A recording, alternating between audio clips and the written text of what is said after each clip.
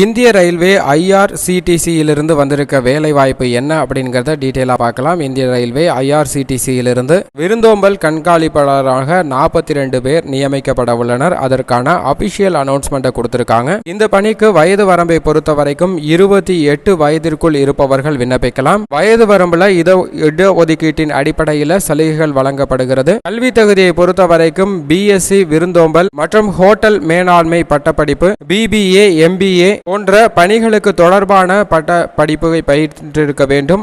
இந்த பிரிவுகளில் பட்டப்படிப்பு பயின்றவர்கள் விண்ணப்பிக்கலாம் அப்படிங்கிறத தெரிவிச்சிருக்காங்க. தேர்வு செய்யும் முறையை பொறுத்த வரைக்கும் தகுதியான நபர்கள் எழுத்து தேர்வு மற்றும் நேர்காணல் அடிப்படையில் தேர்வு செய்யப்பட உள்ளனர். தேர்வு செய்யப்பட விண்ணப்பிப்பதற்கு அபிஷியல் இணையதளத்தில் விண்ணப்ப படிவத்தை பதிவிறக்கம் செய்து பூர்த்தி செய்து தேவையான ஆவணங்களுடன் இணைத்து விண்ணப்பிக்க வேண்டும். நேர்காணலானது வரும் 9ஆம் தேதி நடைபெற இருக்கிறது. விண்ணப்பிப்பதற்கு அபிஷியல் இணையதளம் irctc.com என்ற இணையதளத்தில் விண்ணப்பிக்கலாம்.